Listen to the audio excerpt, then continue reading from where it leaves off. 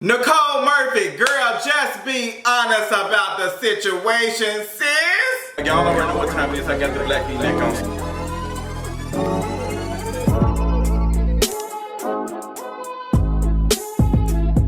What is going on, y'all? Welcome to another Kingeries video. Boy, I am so excited. I had a wonderful night.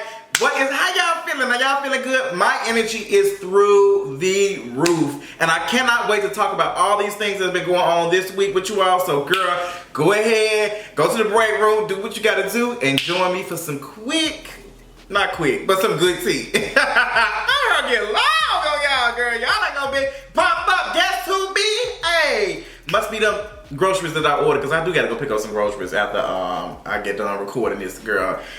Child, I will tell you something. Ordering groceries online is one of those things where it's just, I feel like it makes it cheaper than going in there and hungry and you picking up stuff that you don't need, but you can say, this is what I want, this is what I need, and I'm able to actually plan out what I need instead of spending all that money and then coming back home and then don't have all the stuff I need. Be missing stuff like sour cream to make mashed potatoes.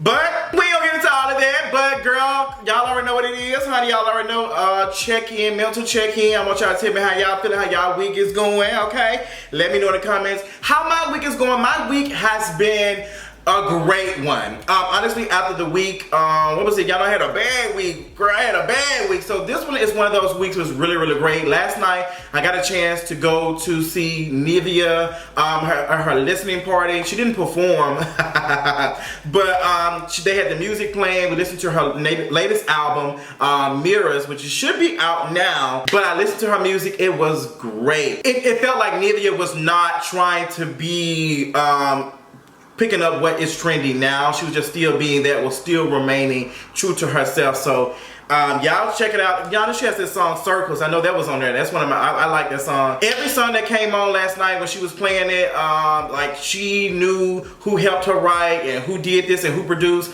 That's a real musician. That's a real artist. That's a talented sis.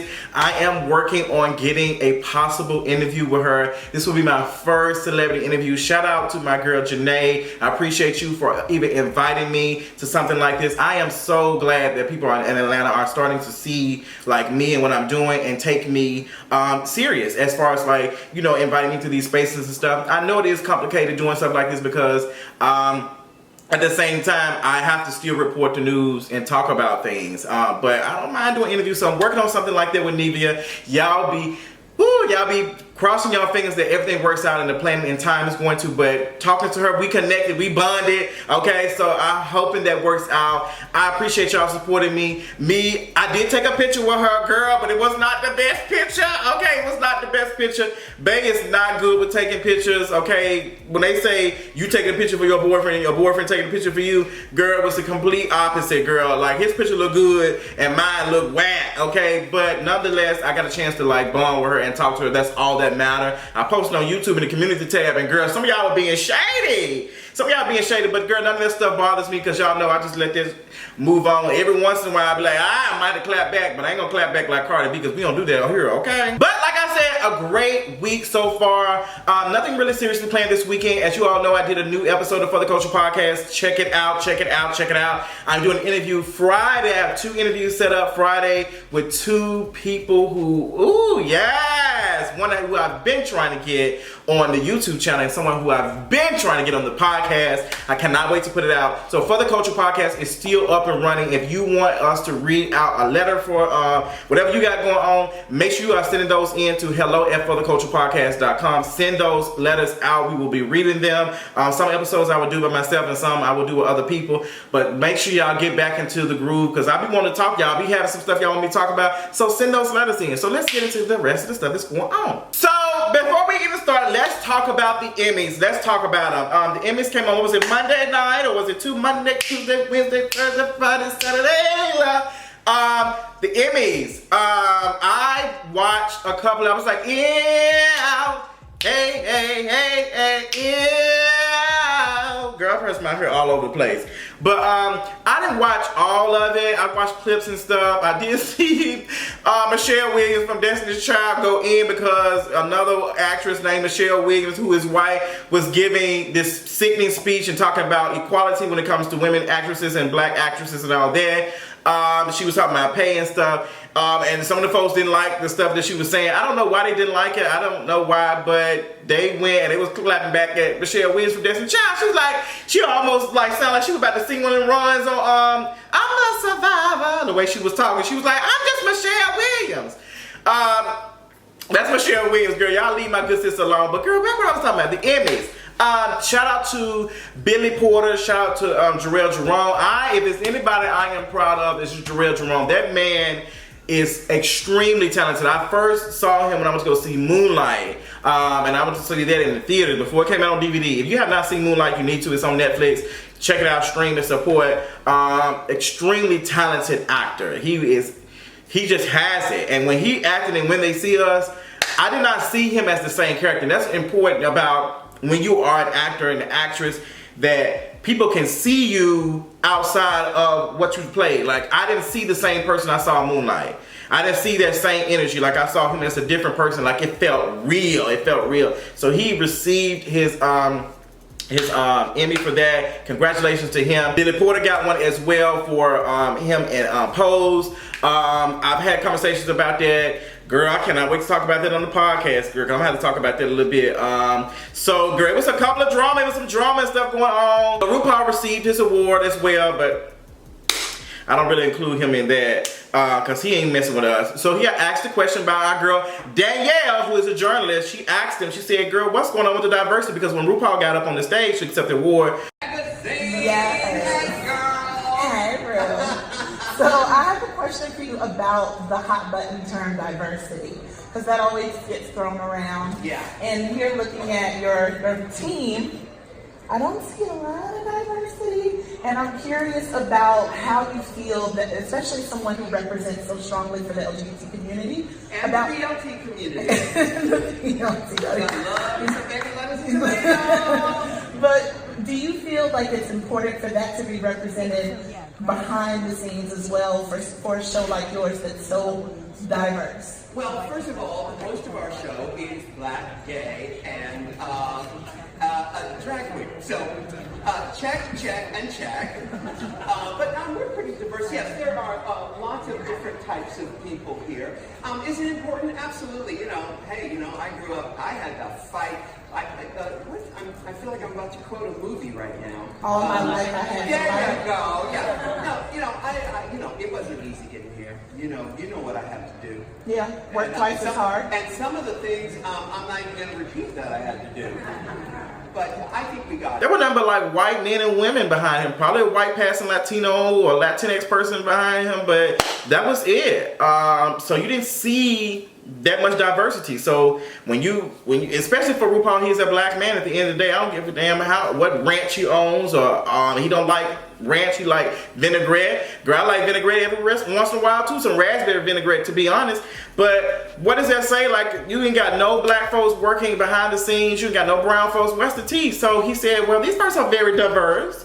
It's kind of diverse. You got some people behind there, different people. Girl, we're all different. All of us got different fingerprints, different DNA. But we talking about the skin tone. People are saying that RuPaul likes to be the only black person in that space. And I can recognize I used to be that person. I used to be there when I was in the Army. When I was in the Army National Guard, I used to be that same individual. I used to be there when I was at Olive Garden. I used to talk about black folks to be seen by white people and to be celebrated them like I'm not that person. Look, I can read and do all that type of stuff, and I had to unlearn that anti-blackness and stuff that I had amassed over years and stuff, and how I looked at heterosexual black men. But RuPaul just seems to don't get it, and I'm not surprised because RuPaul has said and done a lot of things in the past. RuPaul is one of those people that think that racism had nothing to do with what he had going on. Like, it had nothing to do with him stopping getting his bag. Like, he didn't allow that. He's not going to use that as an excuse, quote unquote excuse, to like get to him.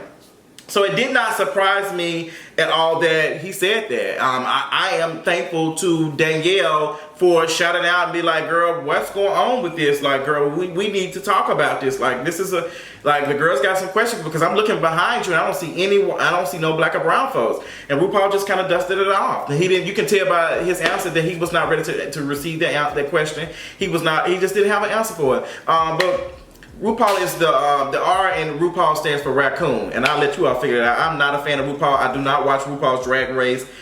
She is not for our community, and we have to learn to stop trying to allow folks who have done a little bit, who paved the way, and they're still trash.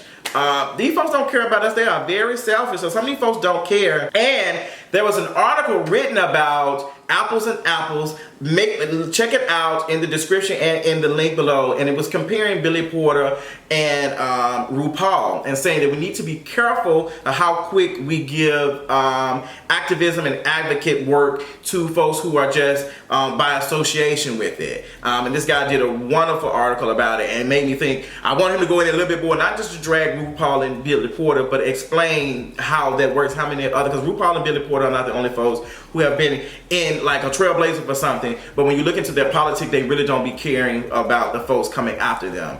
And RuPaul gives me that. And I'm not necessarily saying that Billy Porter is that, but Billy Porter seems to be giving me white liberal teas where they're only concerned about things going on for gay folks. Not once in a speech, I don't think I heard anything about him, talking about the trans folks who are on the show too. Like, I don't know. I'm not like, I just have to be kind of honest because I think that we are so amazed and like, oh my God, so excited about seeing someone just show femininity. And that's just not enough. Somebody just wearing feminine clothes or perceived feminine clothes, it's just not enough. It's not enough for us to be giving them this work, like all of this. Oh my gosh, and then we'd be disappointed. And RuPaul already done that to us. I'm not going to give Billy Porter that too. I'm not saying that he does not care, but I have to look because, I do have some questions when a lot of black men are in the industry and celebrities and stuff also have white partners. And then when you look at the correlation between some of these folks having these trash politics and like they be having white partners, so how... Girl, what's the tea? But, check it out. We'll talk about that live. I know I probably ruffled some feathers with that, but that's okay. I promise you I don't really care too much, and I don't mind having a conversation about it. But that's just how I feel. So check out the article, tell me what you think about it. But RuPaul does not surprise me, just like I said. But girl, who is honestly surprised by anything that RuPaul says about black folks? So moving on, girl, I did get a good cackle hearing them white folks laugh at Kendall and Kim when they said something about, our families have displayed their lives, real authentic lives in front of the TV, in front of the camera. Girl, them folks laughed at her and Kendall and Kim was so embarrassed. Kendall was more embarrassed than anybody. They have no earthly idea what is going on. Like, they have no type of sense of what is going on. They don't know how to read the room. Like, girl, y'all lives are not authentic. There's nothing authentic about y'all. Y'all take black aesthetic and black men and y'all put it on TV and y'all do these little stuff and y'all get views and y'all are not talented. And making money off of money is not a talent. It's capitalism. I need people to understand that because we be, oh yeah, like black folks who are, and I'm gonna say this to my dying day, black folks who are out here stretching pennies and stuff and making stuff work, who are out here providing for their families, that's some talent. That's some talent to be able to survive with capitalism boots on your neck. That is some talent. And I don't care how you feel about that, but there's black women out here making it. Like, girl, text messages come through because when you look at how food stamps and stuff and they be giving, that stuff, when you look at how much they give, it's like $3 or $4 a day. And folks are making that work. So girl, making money off of money, the Kardashian whole clan is not talented at all. So let's talk about Nicole Murphy. Nicole Murphy, I know y'all like, girl, get to it. Nicole Murphy went on the Wendy Williams show. Y'all know that she had there was a picture of her kissing on Antoine Fuqua, who is married to, I guess I'm not gonna pronounce her name because I always mess it up and I always know I'm not saying it, but y'all know that Antoine is married And you know, she went on Wendy Williams to kind of clear up the stuff. She was like, girl, let me do it. Now, there's a rumor, and this is being alleged by B. Scott. B. Scott said that Eddie Murphy dragged the hell out of sis Nicole and told her that she needs to clean this mess up because this ain't right. And if she wants some coins, she gonna have to fix it. So she said, you know, she sent out an apology. She went on the Wendy show. And she just basically lied. She lied on B. Scott. She said that the statement that was put out was not a statement that she put out. It wasn't accurate. So I'm like, if you said that the statement was not you, and you didn't put the statement out, who put the statement out then? Was it was it one of your people who work under you, or is it like an assistant or something? Who put the statement out? So B. Scott was the person actually who put the statement out, and B. Scott got the statement via text message. And girl, if y'all don't shut the hell up while I'm recording. So Nicole Murphy thought that she was just going to basically come on the Wendy show and just clear up all these rumors. But girl, you lied on B. Scott to make it seem as though that statement that come from you, but you text B. Scott this statement, and B. Scott put it out, and then that hurts B. Scott's brand because you're saying that, oh, that statement wasn't like, girl, she had to drop the receipts, and I know B. Scott probably didn't want to do that because we don't want to do nothing like that because it makes us look like some type of way to other like celebrities and stuff, like we're gonna expose them and do all that type of stuff. But Nicole, you was wrong for that. So Wendy kind of got on her a little bit, and she tried to explain the stuff. And I don't think that Nicole Murphy got it. Like, she kept saying social media had this and social media ain't nothing but people gossiping. People have been gossiping since the beginning of time. The shit is even in the Bible. Gossip. Social media ain't nothing different than a newspaper. It's like technology is forever evolving. Like, we were gossiping through damn newspapers and articles and fucking stuff that was sold when we was at the checkout counter at the grocery store. Like, people have been gossiping. Nicole Murphy, girl, the girls are saying that you set that up from the beginning. They said that you hired paparazzis to take the picture. You were trying to raise your visibility in Hollywood. They said that's the reason why you did that. They said that you set that up. Now, Nicole said that she was in Italy. She was seeing some designers, some fashion designers. I don't believe that. I think that she knew she was going over there to meet that man, and she did that. Now, I'm on the fence a little bit of believing that she hired paparazzis or whatever, but it does not surprise me if she did.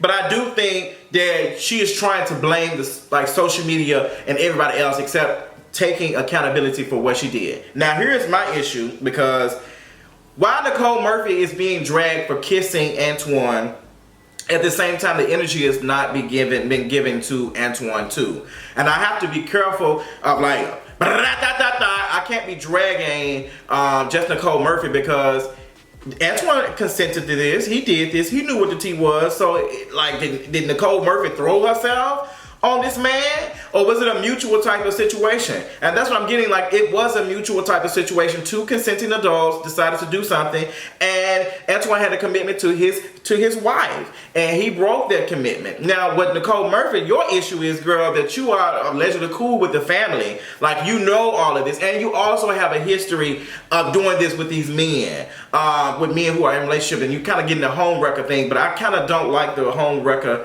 like term, because these men ain't being forced to do anything. And it's almost like when I heard Wendy say, well, men lie all the time.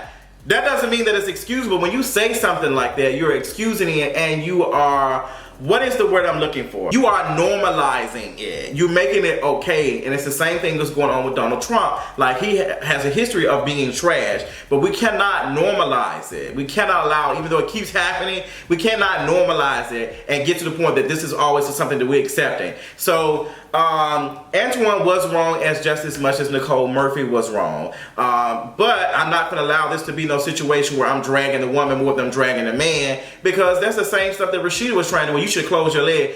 No, ma'am. No, ma'am. That's not the tea. That's not the tea. So you were wrong, Nicole Murphy. Like, you were wrong for what you did, and Antoine was wrong too. But girl, when you went on here and tried to blame everybody else and tried to make it seem like that you had nothing to do with that, or you taking accountability, we're not going to give you no round of applause and clap. Hey, we're not going to give you a round of applause for apologizing for something that you did wrong. Just take accountability, say you was wrong for what you did, and just accept it and move on. But to try to pin it as, you know, it was a mistake, I don't know. I don't know about that. I don't know about that, girl. I don't know about if it was a mistake, then you should have went into a little bit more detail how the mistake happened. Because just, you made it seem as though y'all were good friends and that happened. So basically what I'm just saying, just watching the whole interview, it just did not seem like Nicole Murphy was being completely honest. I would have loved for her to explain how it got to that point. Since you're coming on and you're doing this interview, you might as well, and your apology wasn't even like that tea, like, girl, you weren't even comfortable looking in the camera. You should have said, girl, look, since I apologize, I take full accountability for that, and that would never happen again. I apologize to you and your family for what happened, and I just hope that I can once again have some type of a relationship with you, a cordial relationship. Like, girl, say that and move on about your business. But girl, you tell me, I said, oh, I see her in passing. But girl, you was passing on her man. Come on, Nivea. But girl, that ain't right. But come on, Nicole. That ain't right, girl. That ain't right. You knew better. But they said that Eddie Murphy put the fire to your ass. Okay? But girl, when she put her hand on Wendy, she made it seem like she was going to choke Wendy. I'll be like, girl, security, get to it. But we got so much other stuff to talk about. Go ahead and click on part 2 of the video. It should be on kingareads.com and it should be up somewhere up here. Check it out and let's get to the rest of it.